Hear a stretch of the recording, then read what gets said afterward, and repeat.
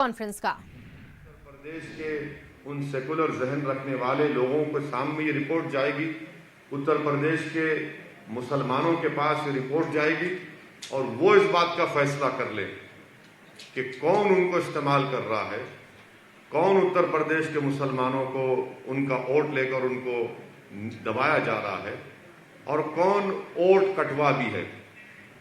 ये डेटा इन तमाम बातों, इन सवालों का जवाब देगा। मुझे इस पर और ज़्यादा बोलने की ज़रूरत नहीं है। मैं बेहद शुक्रगुजार हूँ कि आप लोग अपना कीमती वक्त निकाल कर आए, ख़ास तौर से हमारे मीडिया हजरात का कि आप अपना कीमती वक्त निकाल कर करीब सवा घंटा यहाँ पर 1.5 घंटा बैठे रहे। तो मेरी हमारे जो मीडिया के दोस्त हैं उनसे मेरी गुजारिश है कि अगर आपको कुछ सवाल करना है तो जाहिर है आप जो चाहे सवाल कर सकते, मगर मेरे लिए बाइज़ इज्जत और फ़ख्र की बात होगी अगर आप इस रिपोर्ट पर भी कुछ सवाल कर लें। अगर आप कुछ पूछना है तो ज़रूर पूछिए।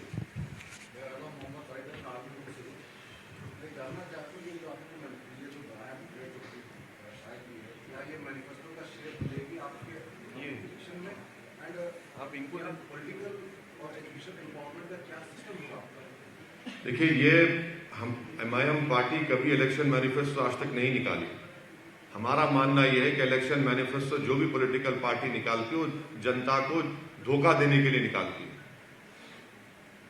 काम के जरिए से हम काम करते आए हैं। मिसाल के तौर पर बीजेपी ने कहा था कि हम 70 लाख लोगों को नौकरी देंगे, 70 लाख, उनका 2017 का मैनिफेस्टो पढ़िए। और असेंबली में 7 फरवरी 2020 को योगी आदित्यनाथ के एम्प्लॉयमेंट के मिनिस्टर मौर्य साहब कहते हैं कि अनएम्प्लॉयमेंट रजिस्टर पर उत्तर प्रदेश के 33,20,000 लोगों के नाम लिखे हुए हैं।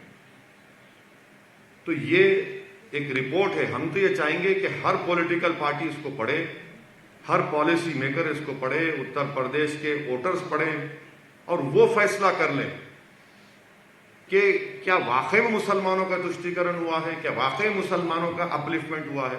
नहीं हुआ है अपलिफ्टमेंट, ना अपीसमेंट हुआ है।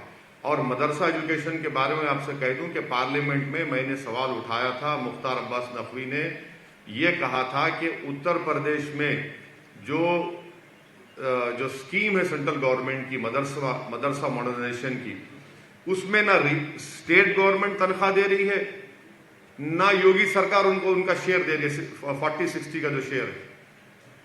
माने पूरे मुल्क में 5 लाख से जायद मदरसा टीचर्स को 2 साल से तनख्वाह नहीं मिली है और झूठ पे झूठ बोलती है मोदी सरकार के सबका साथ सबका विकास विश्वास। पार्लियामेंट के फ्लोर पर मुख्तार नकवी साहब वादा करे कि मैं रिलीज करूंगा पैसों को, जो 2 साल की तनख्वाह के पैसे नहीं दिए, अब तक नहीं दिए गए। तो ये इनकी ही मिसाल है। सर, ये जो आपने डेटा अभी जारी किया है, जो जारी हो रहा है, चुनावी मुद्दा होगा सर? हाँ, ये चुनावी मुद्दा होगा सर आपका? क्यों नहीं होगा, बिल्कुल होगा, बिल्कुल होगा। क्योंकि ये तो कोई हवाई फायरिंग नहीं है ना जी, ये तो कोई झूठ नहीं है। और इसको ये हमारी रिक्वेस्ट पर इन तमाम स्कॉलर्स ने, जो वर्ल्ड रिनाउंड स्कॉलर्स हैं, मैं इनका शुक्रगुजार हूं कि उन्होंने मुझ जैसे हकीर की इस रिक्वेस्ट को कबूल किया। मकसद ये है कि जनता को मालूम हो, खास तौर से माइनॉरिटीज को मालूम हो कि कैसे उनको इस्तेमाल किया जा रहा है।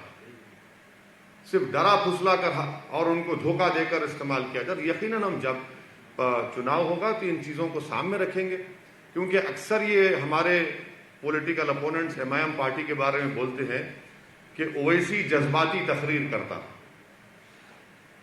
अब ये जज्बात क्या है फिर ये डेटा क्या बोल रहा है, क्या बोल रहा है ये? इसका जवाब है कोई समाजवादी के पार्टी के पास, बीएसपी के पास, बीजेपी के पास? ये तो मैं अपने घर बैठकर नहीं बनाया हूं ना। ये सच्चाई उनको चीखे मार मार कर कह रही है कि उत्तर प्रदेश के मुसलमानों से नाइंसाफी हुआ है। ये आईना दिखाता है रिपोर्ट उन तमाम लोगों को। और